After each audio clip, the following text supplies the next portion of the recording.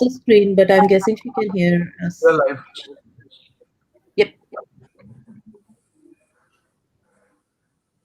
Oh, it's not come up. People are wishing me all the best. Why is this supposed to be like a big deal or something?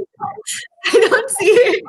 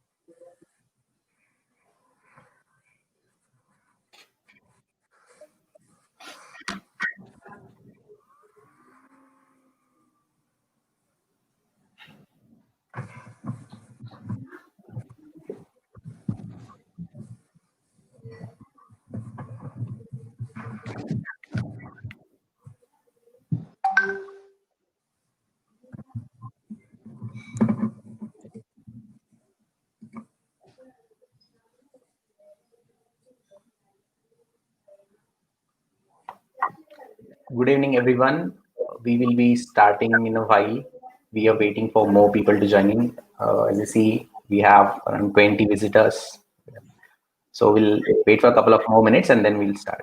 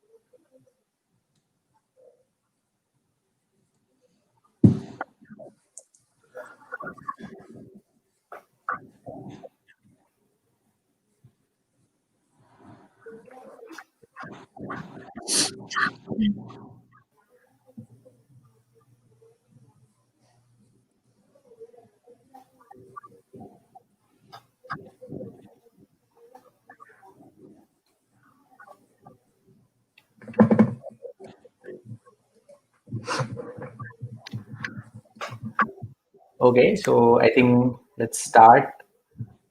Welcome everyone who has joined us today. We are really thankful to our speakers, Priyanka and Martik, who have taken the time to share their experience regarding their PhD applications with us. This is our second session. We conducted one earlier on PhD applications to Europe, which was hosted by Kasturi and Srijit, and we had Mustafa and Atul as speakers. You can check those on our channel. Regarding today's webinar, we have I also have Anisha. We are both from MS12. Anisha and I will be hosting the session. We also have Kasturi and Arul working the background as moderators. And regarding our today's speakers, we have two alums from ISA Mohali who were not only active in academia, but also were active in quiz club and other cultural activities as well. More will be explained by them. So, Martik, can I request you to take over the session? Oh, sure. Before Martik starts his presentation, I would like to tell the audience that Martik joined ISA Mohali in 2012. He's a biology majors and he did his master's thesis from Dr. Prasad's lab. He's currently pursuing his PhD from Cornell.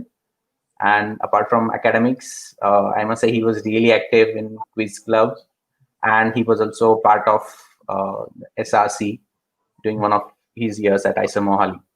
So without further delay, Martik, please take over. Yeah, thanks for the introduction, Vinay. Yeah, so I have a presentation for this purpose. Can you guys see it? All right. Yep. So yeah, as you guys, Yes, Martik, go ahead. yeah, as you guys all know, I mean, why we are here today is because of how to figure out PhD applications for US. And since um, I am in biology, like my major was in biology, it'll be a bit focused on biology applications, but I think around like 70% of application materials or the philosophy of application materials are same for whatever you're applying. So I try to go over all of it. So who am I? I mean, when I said I graduated in 2017, I was in the MS-12 batch. I did my major in biology. I did my master's thesis in Dr. Prasad's lab. And at the moment, I'm a PhD student, fourth year in Bob Reed's lab. And I'm jointly appointed by the Department of Molecular Biology and Genetics and Ecology and Evolutionary Biology. And my research interest usually is towards evolution, genetics, genomics. I do a lot of like evo-devo genomics in butterfly wing color patterns. Talking about that, as I said before, that the presentation will mostly focus on like biology programs and more concentrated towards how ecology and evolutionary biology departments work and how the other side of biology, like cell developmental biology, genetics, and molecular biology application processes work. So before we get into the application process part of it, I would like to emphasize on why, like, before you go for a PhD, please think about, like, give yourself enough time to think about why you want to do a PhD, what are you getting out of a PhD, and all these are a lot of, like, please do not, like, my request after I started doing the PhD, I realized that if I had given myself more time to figure out these things just without running in the rat race that, oh, I have to apply, I have to do this, I have to go to this school, I have to go and work in this thing. Give yourself time, let it assimilate that you are going to do a PhD, you are going to do a PhD in this subject, in this particular area of research, in this lab, in this department. Like it should not be a hurried process, but give yourself time to figure it out over your like application process time. And when I say application process time, I'll go over it later in more details. It's a process. So essentially, like I knew about my application process, like that I want to do a PhD because I wasn't really interested in a lot of like other career paths or in other areas of research. So I worked in Dr. Prasad's lab forever. Like I joined in my first year. I did my first summer in that lab and everything. But so it was, for me, it was that like that thought process started pretty early on. But I know folks who like decide later on, and it's absolutely fine whatever you decide. But just give yourself enough time to figure that out. The other thing, now let's go a bit into the like what is needed in your PhD application part. So sorry, my slides are really clumsy. I realize that you like might not be interested in what I'm saying right now. So I just want these slides to be a resource to be made out to the public once I'm done talking. So it's like, so it's like right out there. Yeah, so what do you need in a PhD application? So I think for US PhDs, the way it stands out from non-US PhDs is the GRE. So a lot of the GRE, then you have English language requirement tests like TOEFL, and then you have the statement of purpose, you have letter of recommendation, and the statement of purpose will reflect, and your letter of recommendation will reflect how much research experience have you had. And that is really, really, really important, in my opinion, for international PhD applicants to get into PhD programs over here. Is very, very relevant research experience throughout your undergrad and masters. GPA is not really important. Early on, I want to make that very clear. I was a very average student as far as my GPA is concerned. I had a GPA when I applied of, I think, around 7.6. I'm like around 7.5-ish. And I still made it to Cornell. So contrary to popular beliefs, GPA is not that important, but it's definitely important. So grades do reflect on your abilities, but does not really make or break applications. Yeah, so I'll just go over these things a bit in details. So again, like what is absolutely needed in your application? Lots and lots of research experience, in my opinion, um, and again, GPA is not really important. I really want to like emphasize on that. And also, so if you're a nicer Mohali student, or like if you're a nicer student in general, ISAs give you the perfect opportunity to like design your career path in terms of research you do. And for instance, something I want to emphasize on is when I decided pretty early on that I want to do evolutionary biology, and how that happened was because I really liked the lab. I really liked Prasad's lab. I really liked the people in the lab, and I really thought the kind of research that that lab was doing was very intuitive and came to me very naturally. I took the bird watching class, like the ecology lab, in my second year, and I really got into birds.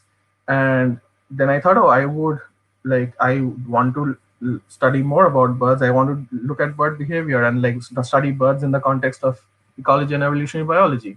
So for my second summer, I worked with Karthik Shankar in IISC, CES Center for Ecological Sciences, and it wasn't what I expected. Working with birds wasn't what I wanted, wasn't what I expected. But then I used that summer to realize that I don't want to work on birds, for instance. And that is really important. You have to, like, I feel that you have to give yourself time to figure out what you want to do in terms of research, and also realize what you do not want to do. ISER has a lot of opportunities, but they also don't have a lot of other opportunities. For example, when I was there were no faculties in India who was actively working on birds. I think there were like a couple of them. I really wanted to do mist knitting with someone, and like this, but there was not a lot of resources available, so I was limited by that. So there is infrastructure for a lot of things, but there is also not a lot of infrastructures for a lot of other things. So you have to like figure it out, what is the closest thing you can do to enhance your skill sets and things like that. So yeah, so give yourself time to explore, and you will be in academia, so time shouldn't be a concern. Like as I said, you have to organically figure things out, I guess. Yeah, sorry for all these really clumsy slides. I'm really sorry. Yeah, so about getting more research experience, as I said, summer internships are extremely important. Be involved in the summer internship, be really involved, even if you don't like it. That really matters. I mean, if you like 2 weeks in a summer internship, you don't like what you're doing, you don't like pipetting at all, you don't like looking at birds at all, you don't like flipping flies at all, but don't burn bridges. Like, what you reflect in your summer internship really goes a long way, because you need those letters of recommendation from the professors or the labs you're working at. How you interact with the PhD students in those labs will be relayed back to the professor, and that will reflect in your letters of recommendation. So even if you don't like it, please don't burn bridges, and use your summer internships to have fun, and also be really involved to get a lot of research experience. Unfortunately, I mean, so academia is very nepotistic in a lot of ways. You need to network, like go through go through people's academic lineages and figure out, like, say for instance, I want to work in this lab in the US for my PhD, but also look at the PhD students in that lab, and say, what I'm trying to say is, like, maybe that lab does not have a summer um, uh, like internship position available. So what do you do then? You try to figure out where the postdocs in that lab are right now, if they have the labs of and try to apply to them. And maybe one of them is an Indian postdoc or PhD student who has their own lab in India. Go work with them if possible, and that letter of recommendation will really help you apply later on to that, like your dream lab. Um, Unfortunately, contrary to what I just said before, GPAs are not important, but GPAs become really, really important when you want to apply for summer fellowships like LAD and like SNBOS and everything. There are very, very few summer fellowships that don't like prioritize GPA. So I applied for a summer fellowship called I think so. It was by the Society of Animal Behavior in the UK. I got a chance to work with a professor in the zoology department at Oxford. At the same year, I applied for another fellowship, which was administered by NSF, the National Science Foundation in the US, to come and work with Mariana Wolfner at Cornell. And so those fellowships were extremely research based. So I had to write a proposal and did not look at my GPA at all. I had to write a proposal. We talked a lot with the professors to make that proposal like pretty good for a competitive proposal pool. And both of them got funded, and I got the opportunity to come and work with them. So yeah, try to look out for those. Martik, Yeah. sorry to interrupt. Could you explain more about your internships? Like, how did you decide which one was good for your career path, and how did you end up applying for that? Right. So that's a very good question. So as I said, I worked in Prasad's lab. I knew what I was working on. I worked on sexual conflict and sperm competition. Like my niche was very, very decided going in. Like I got really into sperm competition and sexual conflict in my first year. And I was working on a project that involved looking at the female Drosophila melanogaster aspect of sperm competition and sexual conflict. And I knew that there was this one lab in the world at Cornell, Mariana Wolfner, who was doing the more molecular aspects of like post-mating, like of that field, like something I really wanted to do. So I wrote to her. I wrote to her in my second year. No, I wrote to her in my second summer. That would be, yes. So before my second summer, so during the end of my second year, and there was no funding available. So she wrote back, and when you write to these people, do not, like something that I realized very early on, do not write generic emails. That won't work. Like the email back then was essentially, I am this person, I work in this lab, I have been working on these things, and in your lab, I want to do these things. And it was like clearly laid out that this is what I want from your lab. Right. So I wrote to her in my second year. In my third year again, I wrote to her, and that's when she wrote back to me, said, "Oh, these are some fellowships available if you want to apply. Without fellowships, you can't really work here because US government rules don't allow like free international workers, essentially." And at the same time, because it was a competitive pool, I applied to the ASAP fellowship. And when I got both of them, I knew I wanted to come to Cornell because of the lab or the lab at Oxford. And the work there was also kind of related. So like I kept in touch with Stu Wigby later on. Like we talked quite a lot after I declined that offer about like projects and ideas and things like that. So as I was going to say, do not burn bridges with people who you don't go to. Well, keep talking to them, keep in touch with them, even if things don't work out. Does that answer your question?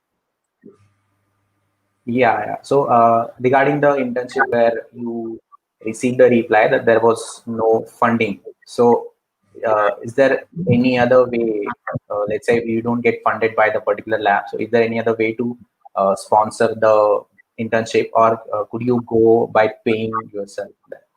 Is that option open to students? So for US internships, I would this is against my principles to pay for yourself to go and do internships. Absolutely. But if you can afford it, you can, but I don't think visa regulations will allow you, because if you want to work in a university, you need paperwork to be a legal in the university, and if you can't come on a tourist visa and work on in a lab, essentially, at least in the US. So it's kind of tricky Okay. with internships in the US.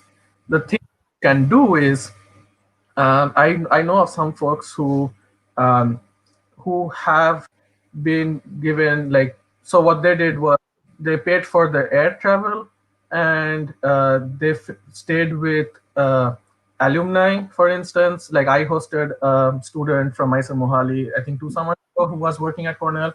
If I'm not wrong, I think the lab was providing all the research cost or whatever, so they were not really paying them a stipend, but they were still getting the, and then all they paid for was air travel, which was taken out from the Inspire scholarship.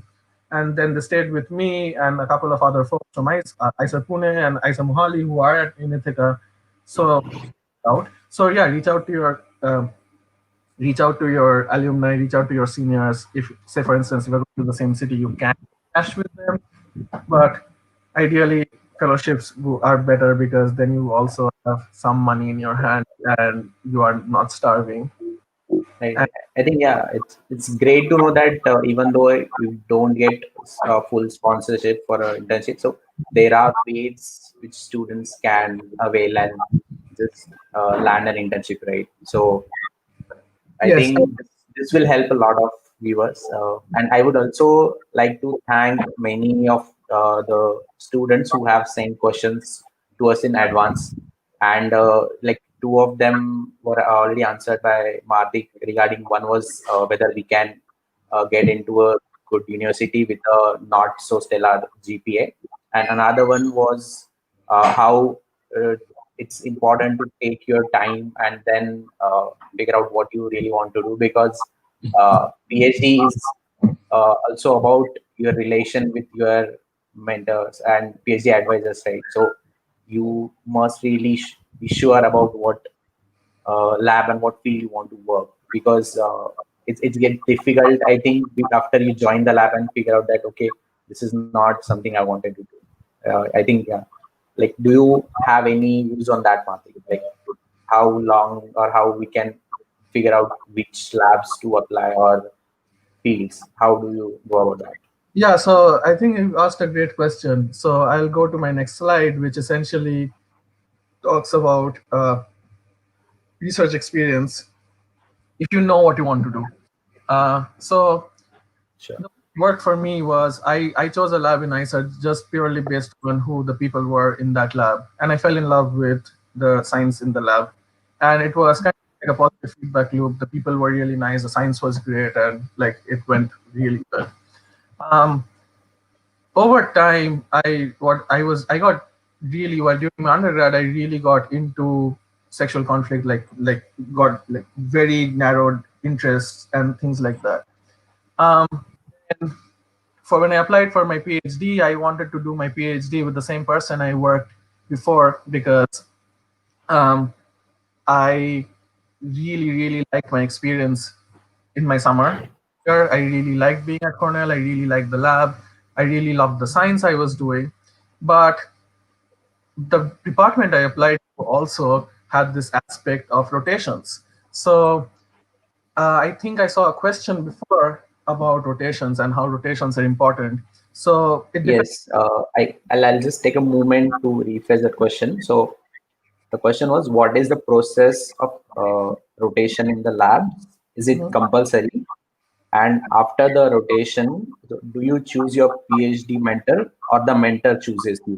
So Cool. this was the question we received. Yes. So talking a bit about rotation, I'm don't look at the slide. This is, I'm going to digress a bit. Let's talk. I mean, yeah. So the way it works here, there are some departments. For example, traditionally, ecology, evolution, ecology department do not have rotations, um, um, because the way it works is you come in with a lot of experience, you talk to the PI directly, you chat with them, the PI vouches for you in the admissions committee, then you get called for an interview, and if you guys, like you and your PI and the department, you think you're a good fit, you'll get an offer. You need a lot of research experience, mostly ecology and evolutionary biology, especially for international students, which is really dumb, but this is how it works in this country. So the rotation is not compulsory for No, everyone. no, let me finish. So that's for some departments. However, Okay. for molecular biology, developmental biology, and other like genetics departments, cell biology departments require you to do a rotation traditionally. So the department I joined required me to do a rotation. So that's where it gets interesting with my PhD, how Okay. everything happened. So I came to Cornell knowing I want to join this lab for my PhD. And the person was like, oh, we will be super happy to have you in the lab, but I can't commit to you right now because our department policy is you have to do a rotation, at least 3 rotations. So I did my rotation with the person I worked with before. And weirdly enough, I did not like my rotation. I was questioning myself whether I really want to be in this lab or not for my PhD. And that was purely based on how I felt in the lab in terms of mental health. And I was not really happy in that lab and not really happy doing the work I was doing. And I also realized I want to change something. Like I thought like it was a weird time for me because I was like, I've been doing sexual conflict and sperm competition for 5 years at ICE. I have not really thought out of the box. So this is my time to explore, do these rotations, which are completely different from my expertise. So I did rotation in 2 other labs. One was a butterfly lab, and which works on butterfly wing color patterns and how they develop and evolve. I really like that rotation. Even though going in, I knew nothing. I hated pipetting. I I did not know how transcription factors work. I did not know anything. So I gave myself those 10 weeks to figure out if I really want to do it. And the most thing that really mattered to me was I was super happy learning new things and going into that lab and very happy coming out every day. And I wanted to go back to the lab every day. So I was very happy. So I think rotations helped me. And I joined that lab. And it took me more years to figure out what I want to do because I did not have expertise in those things. So I think rotation really, really helped me. To answer the question, if like it's a two-way thing. So you have to like the lab. Don't force yourself to like any lab. And also the advisor has to have money, or else they'll ask you to TA. And also like your commitment to the lab. It's like a two-way thing. Often a lot of advisors will straight up tell you that you can't join the lab because we don't have funding for you, and well, that's a bummer. And anywhere you go, that's really important to like figure out. I can talk more about that later. As far as the application process is concerned, do a lot of research. Right. Any form of publication really helps, but try to assimilate those publications. Like know why you were doing that experiment, why you were part of that project, what is the bigger consequences of those projects, what's the greater impact of those projects, not like a societal impact, but like where do you take that project from there. And always like whenever you're doing science, always think of new things, like, and it comes with training, like asking questions comes with training, and like just assimilate in that process. And when you apply, when it's application time, make sure that really comes out. Yeah, I think Martik, we have a small question here. Like many of the viewers are not familiar with the concept of rotation and how long it goes. So can you just explain it in a line or two?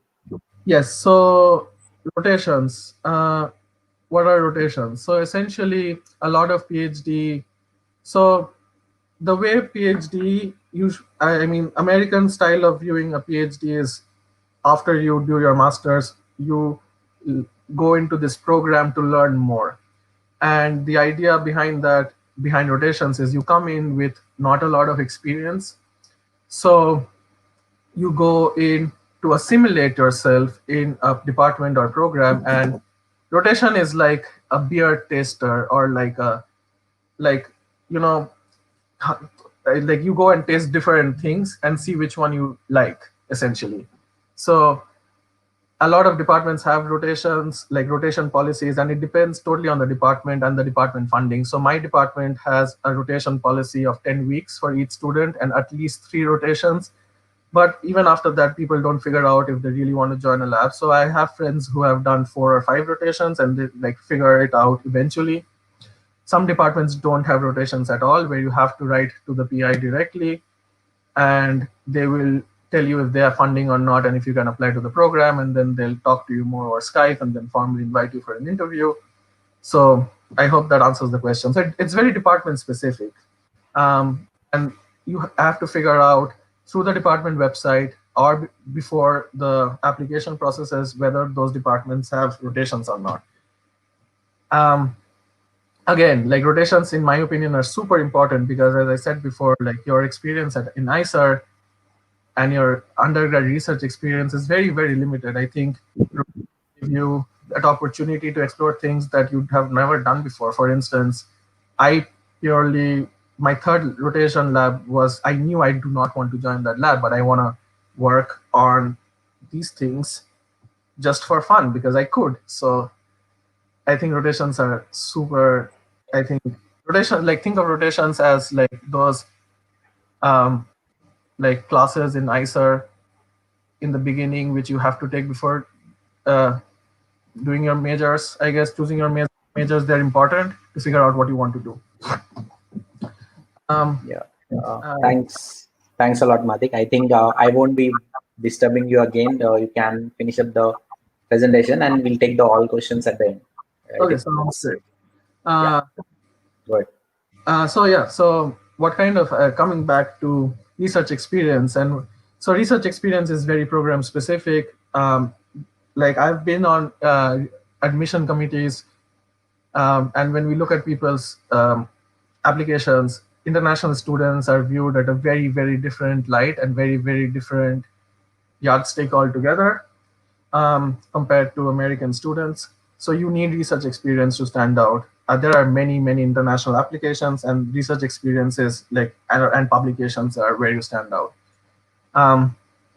So please try to get as much research experience as possible. More experience will not harm.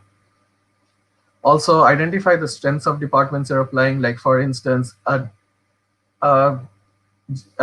department might be called genetics, like molecular biology and genetics, but the way hiring and everything works for faculty is like that department is mostly plant genetics. So like if you're really into plant genetics, that would be a good fit for you. But if you're really into any form like other genetics aspect, there might be just one faculty. So you want to do the research on which departments you want to apply to and the strengths of those departments very early on, and then work towards the lab you want to join. Also, something that is becoming very, very common for getting a PhD here, and there was I think a few weeks ago, there was a huge Twitter war about it, is research about this aspect about research experience. So American PhD students usually after their undergraduate don't go into PhD right away. They take time to figure it out. And the figuring out aspect of it works by doing post-bac research, so bachelor research. So what they do is they join labs as technicians, and the technician are like lab assistants, and they figure out if they want to do that kind of research or not. They take 1, 2, 3 years or more to figure that out. And something that I've seen getting very common for international students as well is post their education back home, they do post-bac research in labs over here. So essentially just apply. It's not a PhD. It's essentially you working with a professor in a lab to gain more research experience if you have not had that research experience before. And you get paid, obviously. At times it's more than what grad students or PhD students make. So what you gain out of it is you have letters of recommendation for future applications. You get the time to decide that you're really interested in living in the country and doing the research, because PhD is super fast. PhD is a lot of pressure when it starts. You take time. There's cultural assimilation, all those things happening at the same time. So post-bac research, in my opinion, I would have done it if I knew, because it would have given me the time to figure out what I really want to do in terms of my PhD. So that's also something I really, really recommend people doing. If you're not sure, do post-bac research. Something that other folks are doing these days is doing masters over here. another master's over here, but that's pretty expensive if you don't get scholarship, and then like converting that into a PhD, which is also becoming pretty popular. But that's also like try to get as much research experience, and this is another way of getting research experience essentially. What else is needed in your PhD application is your statement of purpose. Sell yourself is like something one of my seniors told me is you have to sell yourself. Be obnoxious about it. Tell it's your statement of purpose. Tell them this is what you're good at and this is why they should hire you. Also, your statement of purpose can be briefly divided into two parts. One is brief history of who you are as a scientist, your background, where you're coming from, and what led to making the decision. But in a very scientific way, like this is what I worked on. This is what I worked on after that, and this is why I want to work on this thing. But don't make it philosophical. Like, don't make it like, oh, science is amazing and like all that stuff. Like, science comes to me when I wake up in the morning and look at the ceiling. I think of science, and please don't write that. It has to be very objective. Also, why are you applying in the department? Why do certain faculties interest you, or one professor interests you the most? How your experience fits you with the department should be the rest of the statement of purpose. Please get it proofread by alumni seniors. As I said, don't make it too philosophical. Okay, now GRE. So a lot of universities are getting rid of GREs because it's very exclusive, expensive for international students. So be aware. I would like of those universities that are like ask their program coordinators before applying if they require GRE or not. I know for a fact most biology departments do not require subject GRE, but it's very different for other subjects. If I'm not wrong, I think it's very recommended for physics and math, I guess, to write subject GRE, but I don't know, so I'm not the right person to ask. So please ask before applying if GRE is required or not. As far as GRE is concerned, your GRE score does not matter. GRE is just a requirement for like bureaucratic purposes. Your GRE score does not matter. Your application, at least when you're applying for PhD programs, a low GRE score no one even looks at GRE scores. Your GRE score does not matter. And you can always use your statement of purpose to explain why you have really low GRE scores. You can always play my English is not my first language card. And it usually works. And you have testing anxiety, that also works. But again, GRE score does not matter. Use the score sending feature to your advantage. Like, there are free applications like score sendings. Use it to the schools you have a good chance of getting in. Or like top schools just for fun, TOEFL. So again, it's not a major indicator, but it's very, very important. Like, it's mandatory. TOEFL has to be, you have to take the TOEFL because it is like a proof that you're proficient in English. Unfortunately, I would not be the right person to talk about English difficulties because of my privilege, and I grew up in an English school. But there are other folks from ICER who grew up in vernacular medium schools, came to ICER and did really well in their TOEFLs, and over their 5 years in ICER, like their English speaking skills got better, and they ended up doing PhDs here. So it's not a fixed criteria. You will figure it out. Also, again, letters of recommendation are super important. Has to be very close to area of research. If you're applying for a physics PhD in quantum physics, if you're doing bad example, say for instance, if I want to do Drosophila biology, like reproductive biology, and I get a letter of recommendation from a plant biologist, it's not the best option, but still try to get the letter of recommendations as close as possible to your to your field. And when I say as close, don't go and ask random people for letters of recommendation. Your letter of recommendation has to be personal. It has to be from someone who you have actively worked with, who knows you as a person, who knows your working ethics as a person. As I said, don't burn bridges. Letters of recommendation can take you a long way. Also, please, faculties are super busy. do not ask them for letters of recommendation 2 days before the research deadline. It is so anxiety inducing. Ask them, like, if your December 1st is the deadline day, ask them at least by October, so you can like annoy them throughout late October and November for them missing out your letter. Also, letters of recommendation can be sent out later on as well, so but please ask them beforehand. Yeah, also make your CV very professional, please. And there are a lot of like internet resources. Also, highlight your publications early on in your CV. Please sell yourself wherever you can. Also, don't. I have heard a lot of things about like, oh, I really want to go to Harvard and work with this person. I really want to go to MIT and work with this person. I don't have, like, there are these like myths about, oh, I'm not gonna get in, and like imposter syndrome playing in as well as at the same time, that I'm not gonna get in. Don't let that be a factor at all. Apply to top schools. Apply wherever you want. Don't let ICER faculty also tell you otherwise. Please apply. General advice about choosing universities. If you want to apply to like fancy universities with really good programs, a bit of planning ahead helps. Like, when I say a bit of planning ahead, you have to design your research career path and try to do post-bac work if possible. Look out for ads on Twitter.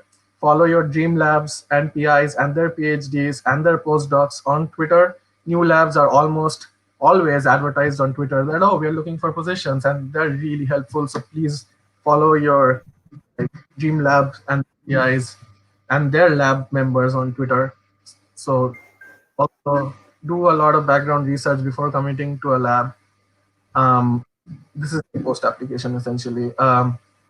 Talk to the people in the lab, talk to the people who have graduated from that lab, talk to the people in the department about that lab, and professional, kind of professional and straightforward about it, because asking about if the PI values mental health or not is not going to reflect badly. It's an important question to ask.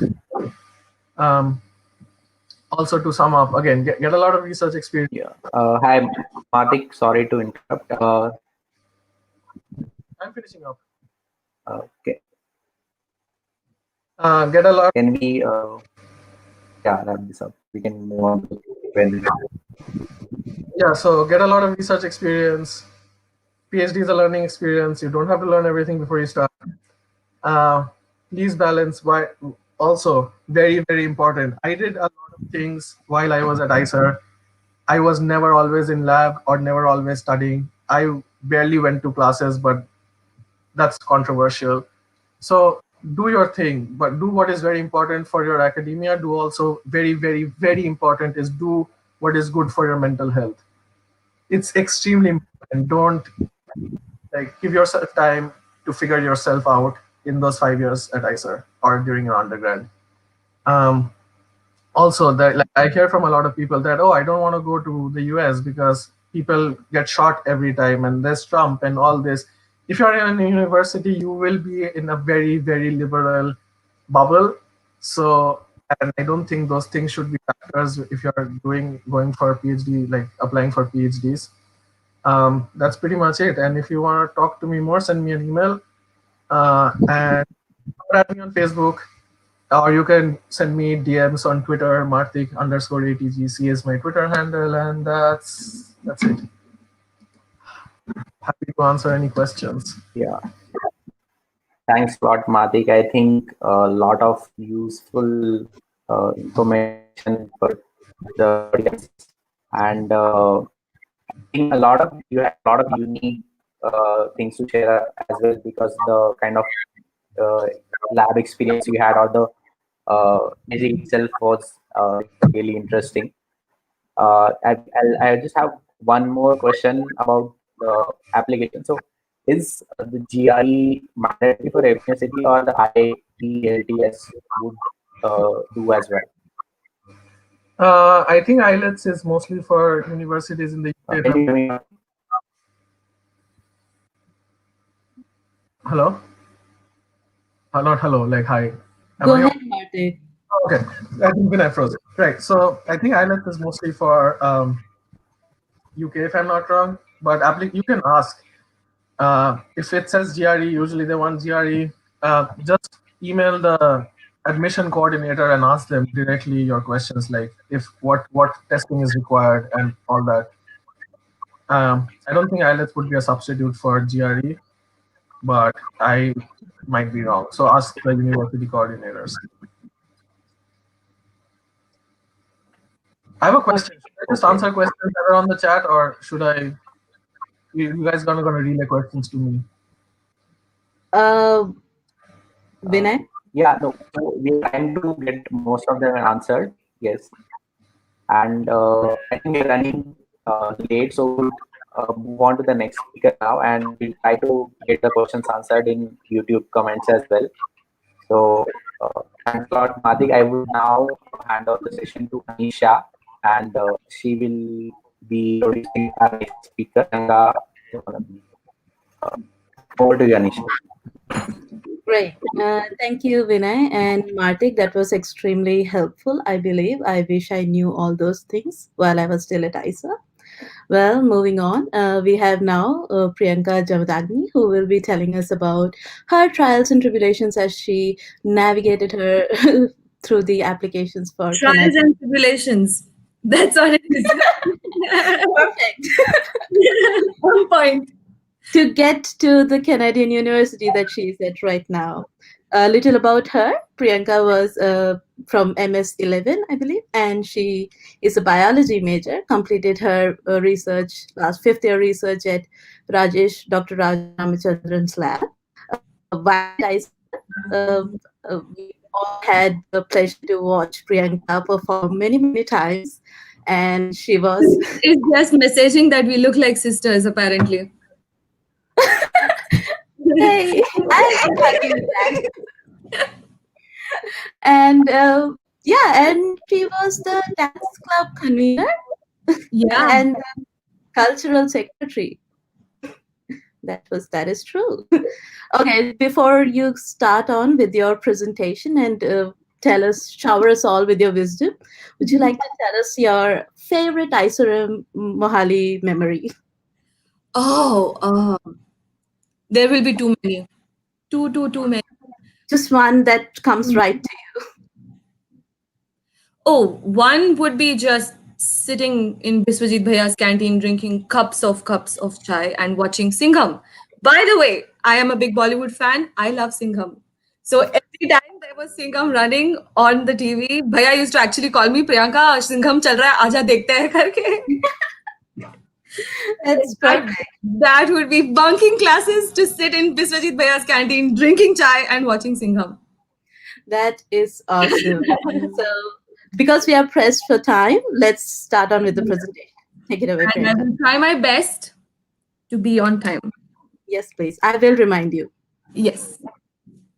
Okay. Tell me. So I'm going to be looking at myself. Okay. Just share the screen. Notify. It's suddenly gotten really cold here, and my radiator is not working, which is why I'm all like this. And you can talk about your Canadian experience. Yeah. So I'll try to share this screen. Okay.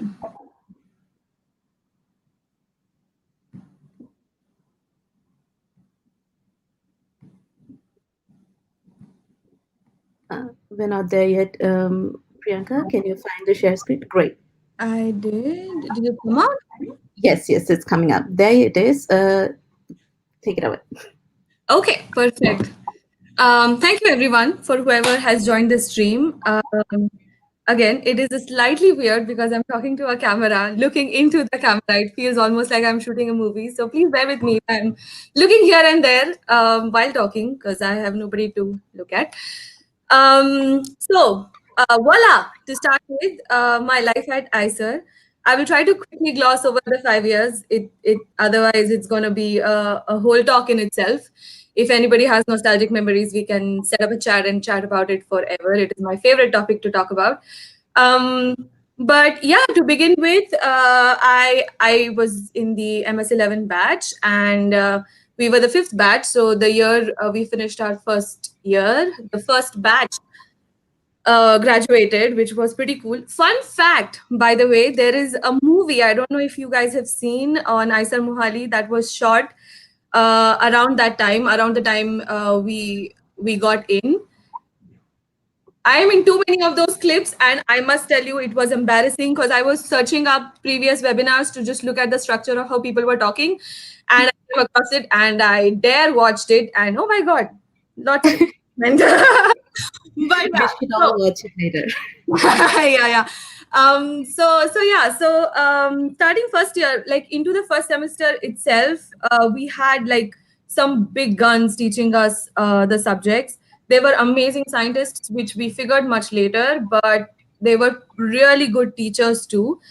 I mean, I had never seen someone like Purnananda Gupta Sharma teaching biology with like so much passion that I got curious about it, because up until then biology was something like, you just do at the side and just to score marks, and it's just digestive system and respiratory system, and you just by heart it and get through with it.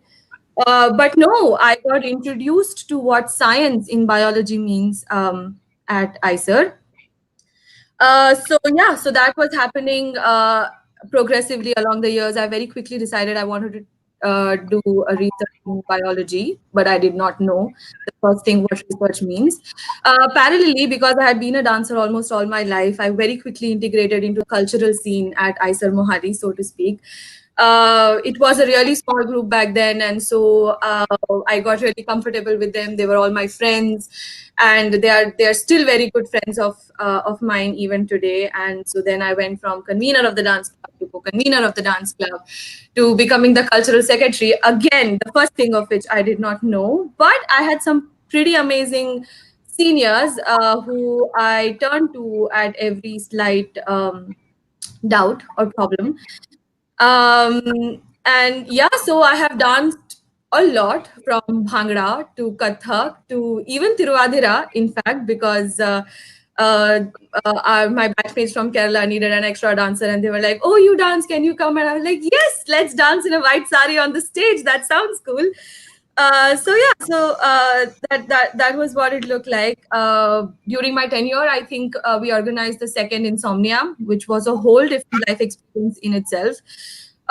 It was a lot of taking permissions and organizing money, and then fighting and some more fighting and lots of more fighting, managing egos. Oh my god, it was like the first window into people management and ego management. Trust me, that is all there is to it, really. If you want to do anything, learn ego management of people along with yourself. um, fighting with Rajesh ji at LHC कि sir एक और घंटा sir, बस एक और घंटे में हम ऑडी खाली कर देंगे, बस कुछ और लोगों का प्रैक्टिस बचा है sir, sort of a thing. One of my most endearing memories from that time is actually after one of the most frustrating SRC meetings, because SRC meetings are frustrating. I had come out and I was talking to Gaurav Agarwal. He has recently presented, I think on the first webinar or the second one. Anyway, so I was going like, "Ye aisa thodi hota hai. It should be like this, and this is the protocol, and this is what's supposed to be done." And then he let me vent for 5 minutes, and then he goes on to say, he used to call me Bachi then. He's like, "Bachi, इतने सारे उसूलों के साथ तो करवा चुकी तू fest. अपने उसूलों का पकोड़ा तल के खा जा तू पहले." I was just looking at this being like, "अरे so that pretty much sums up my ISER experience. The fest went on to be pretty good, and then I have to give a huge shout out to Manjari Jain ma'am and KSV sir. They had recently taken up the position of, I think, dean students and faculty in charge student activities at that point, and because we were on a really tight shoestring budget and shoestring time to organize the fest, and it was really nice. Like Manjari ma'am was like our own personal cheerleader. Every time I went to talk to her, I had to be like, "Ma'am, so much work is still left," and she's like, "You can do it. You're doing great. You guys are doing good." And then I'm like, "Thank you. You believe in us," sort of a thing. But yeah, so ISER Mohali was super fun. Had a lot of good, solid support system in my peers, in my seniors, ranging from my batch to MS students and PhD students alike. My CPI has ranged all the way from 7 point. I've been a 7 pointer to a 9 pointer. for reasons ranging from the fact that I did not have enough time to study because I was too busy organizing shit, or that I did not really like a topic. Do I really loved something and just studied that entire semester. Like it's times like these when, say, for example, KSV sir is teaching a spectroscopy course, and then you're like, oh my god, I'm going to do spectroscopy all my life. This is so cool, that sort of a thing. Or when NC sir teaches evolutionary biology, and you think, this is what I'm going to do in life. This is so cool. So those were the phases, up and down. So yeah, so now moving on to what we are gathered to talk about is the science part of the education at ISER Mohali, starting with my internships and master's thesis. So actually all of my master's internships and master's thesis were in India, because at the time, like I said before, I wasn't very sure. Like, I was fairly certain I liked biology and wanted to do biology, but I wasn't sure which domain in biology I was interested in. So every summer was sort of a trial and test, like Martik said earlier, to see if I liked that lab and did not like that lab. I liked those experiments. Did not like those experiments. In my list of internships, I have mentioned the model organisms too, because anybody who's studying biology will know that model organisms do decide the scope of your research, and not a whole lot, but it is something that will determine the experiments you choose, for instance, or how you design your experiment, etc., etc. So it's a good thing to be aware of. I wasn't when I was doing it. In fact, I realized how, like, this spectrum had become the favorite part of my CV after I had given a couple of PhD interviews and in my early years of PhD, because I'm like, मैंने इसमें भी काम किया है, इसमें भी काम किया है, इसमें भी काम किया है, sort of a thing. So yeah. One thing I would definitely want to say here about internships is, at least from what I'm seeing around me here in Montreal, is that not everybody has such a vibrant research experience. Like, the students here, at least, necessarily do not. Like, it is not a part of their curriculum. There are people who are motivated and do it, but not everybody does. And this is something really unique that ISER Mohali offers. And I definitely think, like Martik said, exploit it as much as you can. I know there are some people who will already know exactly what they want to do. So hone your skills in those fields, explore those fields further. If you do not, well and good, does not matter. Take your time to explore and understand, because this was something I was also discussing at that point for my 2014 summer, actually. And Mehak ma'am told me something interesting that I have sort of tried to employ to the best of my capacity, is that like, I went to her being, I don't know what I want to do. I have a fair idea of what I want to do, and these are the labs I want to apply to. But who's going to believe me that I'm interested in these things, because I haven't taken any courses in those topics, nor I have previous summer internships to back that up. And there were people in my batch at that point who had done that, and who had done back-to-back summers in the same field or similar field, and which sort of, in my mind at that point, made their skill slightly stronger than mine, especially because you start writing around the third internship to universities outside India to do an internship. So she said to me that you have your reasons for why you have chosen these internships at those points in time. So that makes your CV unique. And invariably, once you do 2-3 months in a lab, you will know what you don't like and like about that particular field or that particular lab or that particular set of experiments. And so use that in your application process. Use that in your SOP or the emails that you write, and it will work out fine. Like, it's okay. Whatever is your journey through the 5 years in ISER, you can make it fit into your SOP or your motivation letter or whatever you want to do next, and it works. It will, in fact, if nothing else, make you to stand out. And so go ahead, don't be worried. My master's thesis was actually the best part of ICER for me. I love the lab I was in. Rajesh Ramachandran is the most gentle guide ever. He won't bother you too much, but he will be there, just guiding you slowly, slowly. One of my crucial interactions I remember with him was, as Martik said, that like even for me, I was not sure if I wanted to do a PhD, and if I did want to do a PhD, then in what field, what department. Like, I had known enough that I love zebrafish. By the way, all mouse people, I want to say zebrafish is a legit model. Do not scorn at us. Zebrafish was something that I really, really liked. It is a really, really nice model organism, beautiful for neurobiology research if you are ever wanting to explore it. So that was something I knew, but I still did not know, because even in neurobiology there are a variety of things you could do. And I, in my mind, somewhere had decided by the end of my first semester in his lab that I will take a break, become a research assistant, or or do just research even in his lab, or if he recommends me to go someplace else, then go there for a year and a half, maybe work, see, etc., etc. And I went and talked to him, and I'm like, this is what I'm thinking. And then 2 lines he said to me, that he's like, I have seen you work, Priyanka. You are good. Apply, you will be fine. And I was like, is that supposed to be a vote of confidence, or is that supposed to be like, ha, ho jayega tera kuch to? Yeah, I don't know. I like to believe that he believed in me, because he said you will be fine. And I was like, okay, I will be fine, I guess. And then I started applying, which brings me to the PhD applications.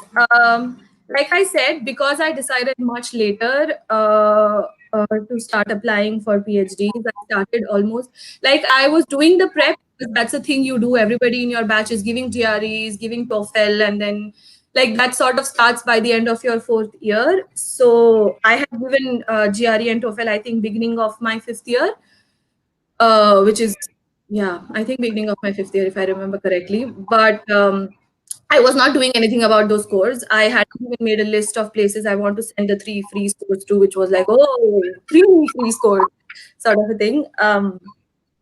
So yeah, I started writing my SOP and research statement and all of that well into October, I think.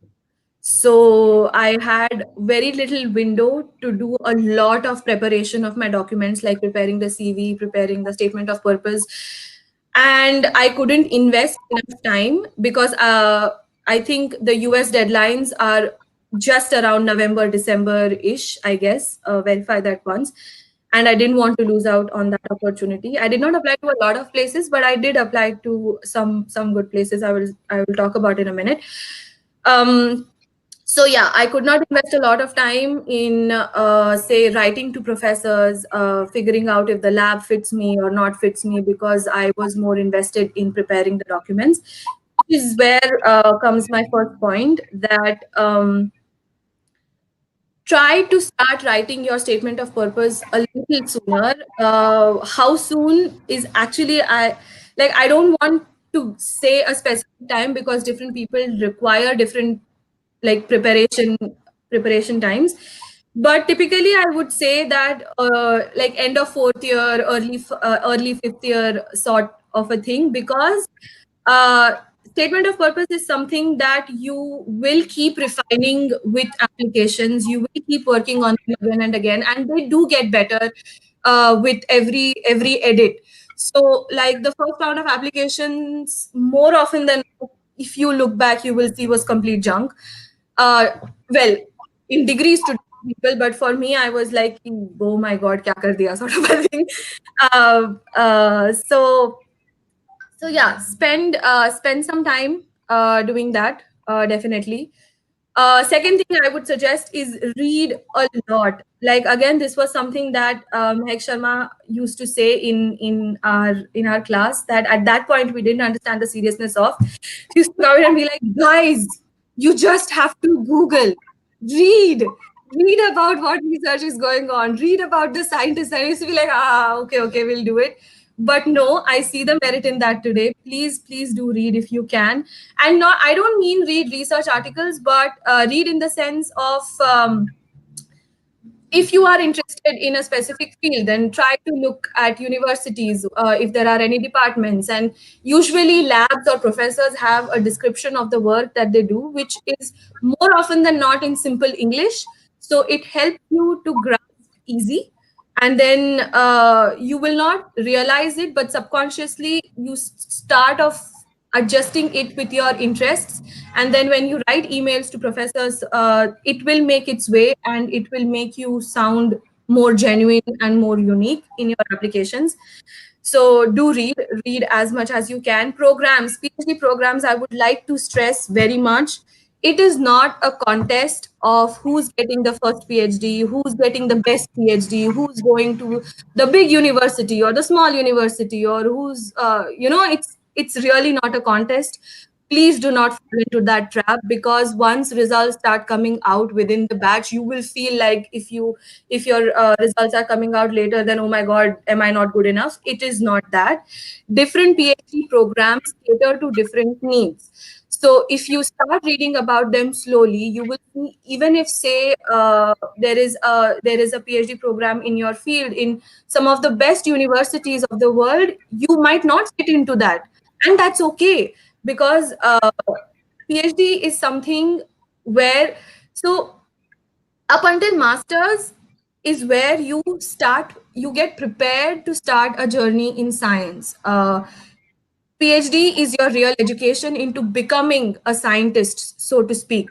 So it is important that you are comfortable with your PI. It is important that you are in a nourishing lab, and that could be anywhere. So take your time in figuring out programs. Talk to your professors if you get along with them. If not, talk to seniors, for sure they will know, because they would have gone through that process. And pick and choose, because also it is expensive. A lot of universities, at least in Canada, do charge an application fee, which is about close to I think $100, or even more sometimes. And if you are giving GRE and TOEFL and all of that, so it's an expensive thing. And you might feel like like at least for me, I felt like array, but what if I would have applied and gotten in, and it's just a matter of $100 sort of a thing. But it's not really that. You can pick and choose places, spend time, which is why start a little early if you can. I didn't, which is why I had these insecurities while applying. But yeah, if you take your time, I think you can make a list of places you want to apply to, and that should be good. Then sending out emails, like Martik said, again, please do not send out generic emails. Like, I didn't realize this when professors told us when we were applying. But later on, when, like, on the other side, when I am on the other side and I talk to my boss, for instance, about emails that he gets, and he's like, Mr. Miss so and so, I'm like, please don't do that. It takes a second. Just Google the name of the professor you're writing to. At least get their name right, and their gender right. That's the least you can do. And you, like, I didn't think that people can tell, but professors get emails day in and day out, and they can tell which emails are genuine and which emails are not. So try to be as authentic to yourself in your interest. Honesty always helps. Be honest. It's fine. Like, if you know something, say you know it, and proudly so. And if you don't, it's fine. You can say in your email that this is something you would like to explore in the course of your PhD, and it will be fine too. I mean, in degrees, you need to be slightly lucky too, but with your professors, in the sense that there will be some professors who will look for certain things in emails and who won't look at certain things in emails. But then basically you want to be looked for by a professor who sort of fits with your idea of science, whatever it is. Priyanka, quickly, it's about time. So if you can Okay. let's get a little Yeah. bit faster, that'd be great. Yes, I will. Publications do not, it's tricky with publications, because it is difficult in biology to get publications, especially different education systems are different. In India, master students typically in biology, I haven't seen a lot of them get publications in their masters. But in Canada, for instance, there are there are master students like in my lab itself who have two publications by the end of their master's thesis. So if you can invest in the time, it is always beneficial to try to work to get a publication out of your masters. If not, you can work your way around it, no problem at all.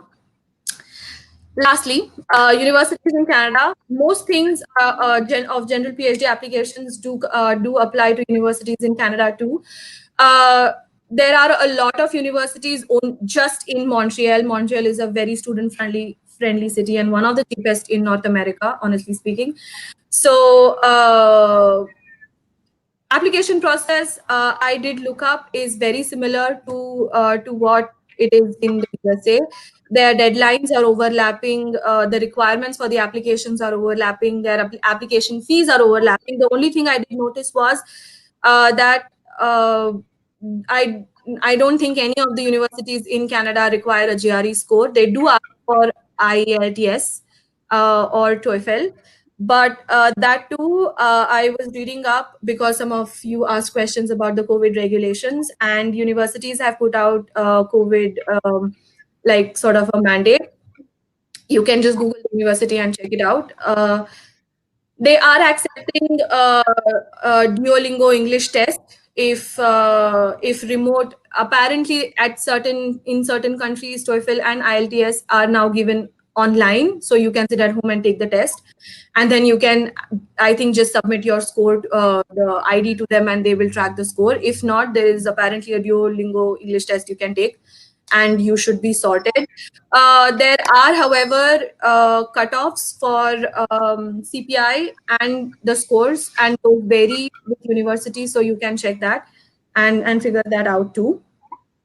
One important thing I did notice was that a lot of universities in Canada have a 4-point GPA scale, and we have a 10-point GPA scale.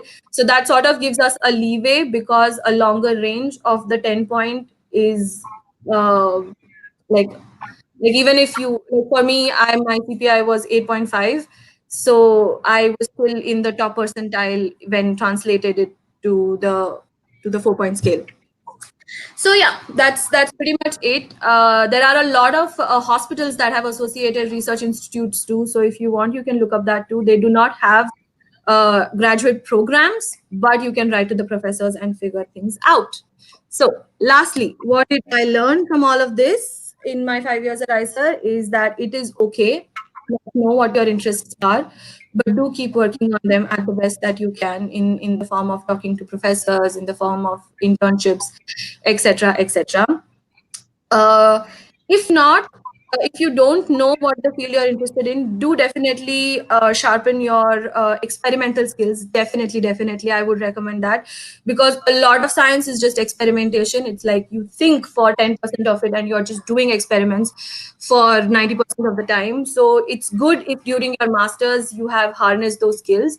I still follow a lot of instructions that say Laltika Mandal ma'am had given us during the laboratory teaching course while mounting. Like, you don't want to spend 2 weeks doing an experiment and screw it up at the last stage.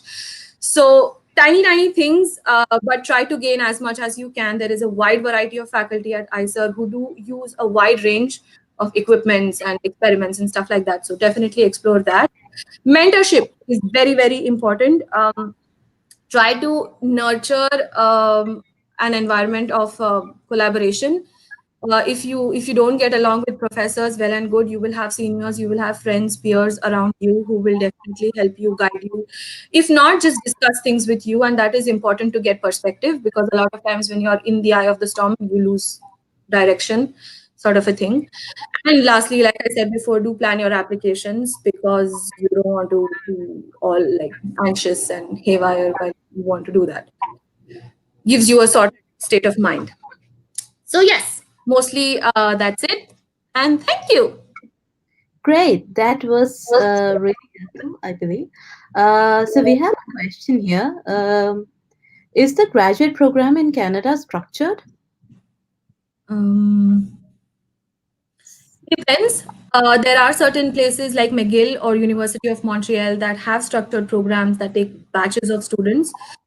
But like for me, I am at a research institute. Like it's sort of the equivalent of what NCVS is, say, in India. They don't have structure in the sense that they will have structure of the sort of first year exam, second year exam, all of that. But there are no courses for me. Um, so yeah, it depends on the institute. It definitely depends on the institute. Right. We have a bit more question about the application processes. Like, did you follow a timeline for applying for writing the GRE or the TOEFL or IELTS?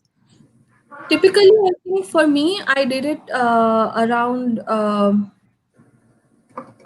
September, October-ish. September. Yeah, I think Yeah, that's the time when everybody yeah. starts applying for GREs. Hmm. Yeah. Do we have more questions? I have another question for Priyanka. So you're in Quebec, which is a French-speaking state, right? Yeah. Was that a problem? Montreal, not at all. Montreal is very bilingual and it is very chill, but my institute is very, very French, like very French. I Okay. cannot stress how French. So that is a cultural adjustment, especially. I mean, I don't know. Some people in India do speak French. I did not a word. So it was tough at the beginning to adjust. All the courses are in French, all the talks are in French. So, but having said that, there are a lot of other universities that are English. So you will like that would be something that you would want to look when you're applying to a university. That what is their language of instruction? Okay. But it's manageable, I suppose.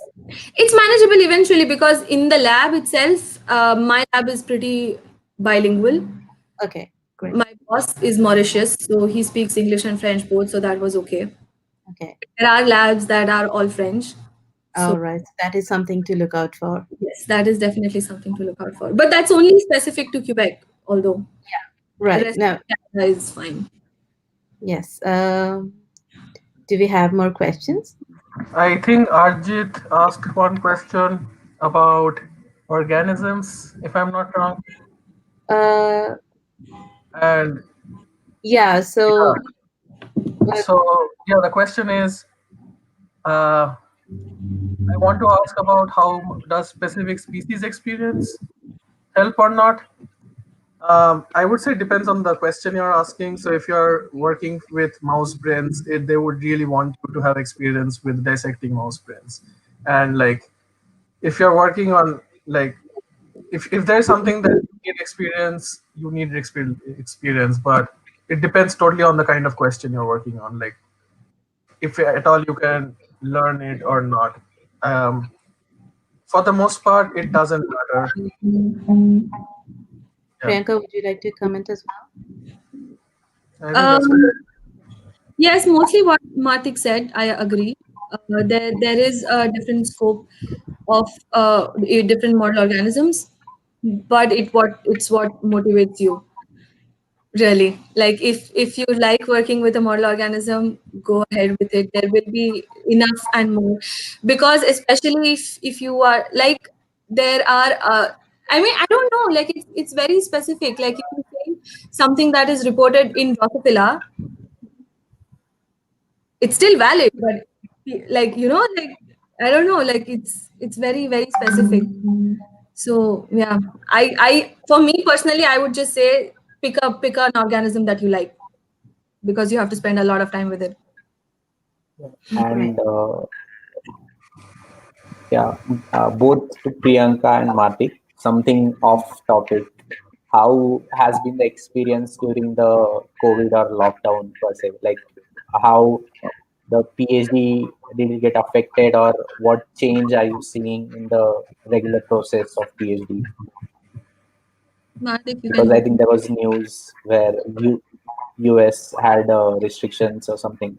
So would you yes. like to comment So on that? I mean, I don't know. Like things are almost all right.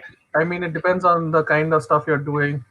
I was at home from March to June. I was not allowed to go back to campus. Everything was closed. My research got really affected because I work on butterflies, and it's a like peak uh, time for tropical butterflies to lay eggs, like early Right. summer. So, but now I have to be more restrictive. Like I have to sign up for when I go to buildings, and like capacities are reduced. So it is definitely getting affected. Yeah.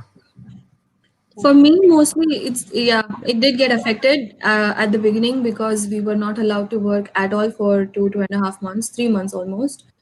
But because my institute is smaller, I could almost get back on track very quickly.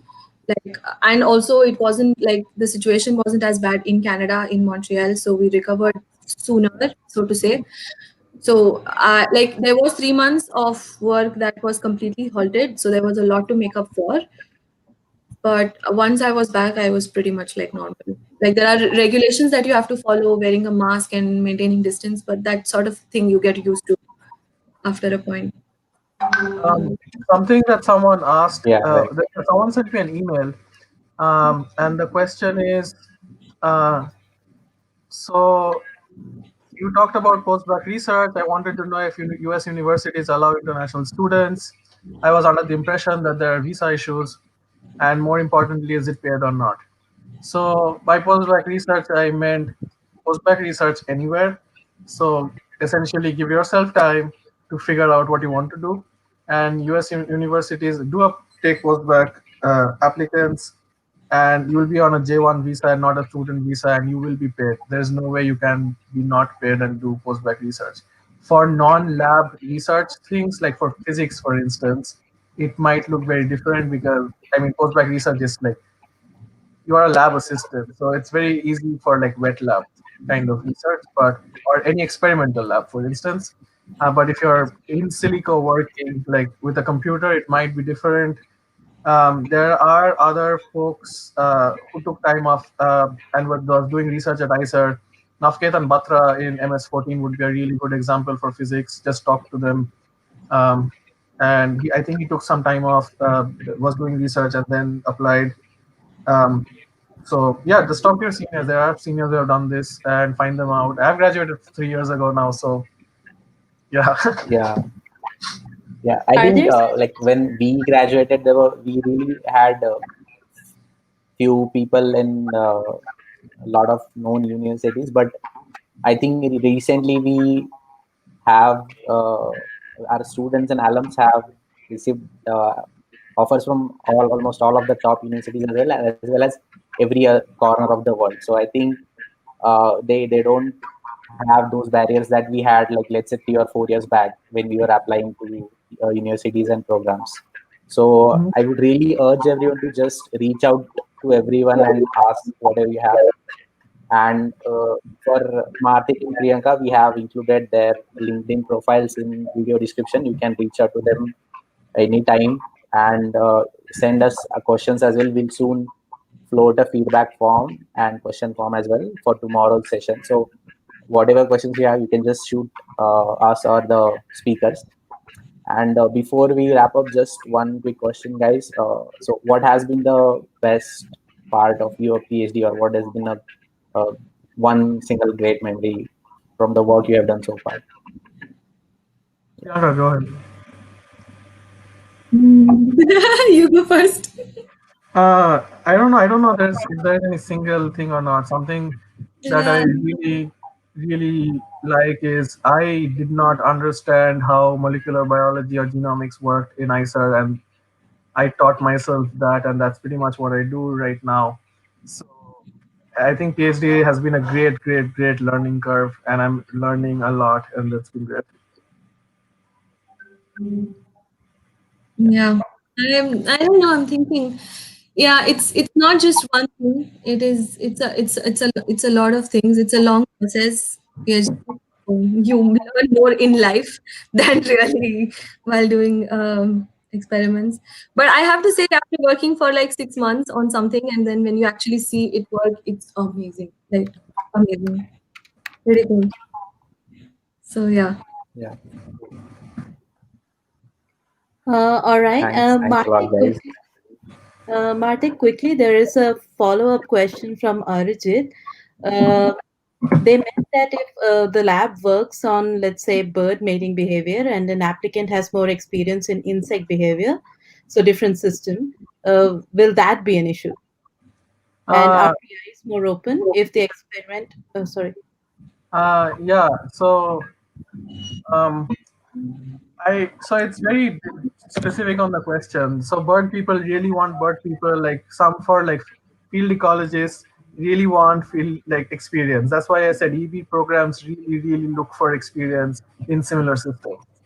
Um, if you have not handled birds before, just imagine the situation. Undergrads over here have more exposure, so they in that same application pool they have applicants who have worked on birds versus you who have not worked on birds. So there you will have a significant like like drawback, I guess, in your application. So that's why I say postback research is really important to get those experiences. Work with someone who has worked with birds. Uh, if you want more, to want to talk more about this, RJ, we can just send me an email and I can like chat with you on WhatsApp or something. But yeah, this is very specific, so yeah. Yes. All right. I think that's time for us to conclude. Thank you, Martik and Priyanka, for the reading talks. I'll just give a shout out to all our moderators. We have Kasturi and Arul, who have been providing us with the questions, and Vinay and me had like really great time talking to you guys. So before I log it off, for all the viewers, please, there is a feedback form and a question form for the next video. So tomorrow we will also have another webinar with two more speakers from United States of America, and please leave your questions for them beforehand. That will be really great, and your feedback as well. Thank you, and we'll see you guys tomorrow. Thanks, guys. Thank you. Thanks, everyone. Bye. Bye.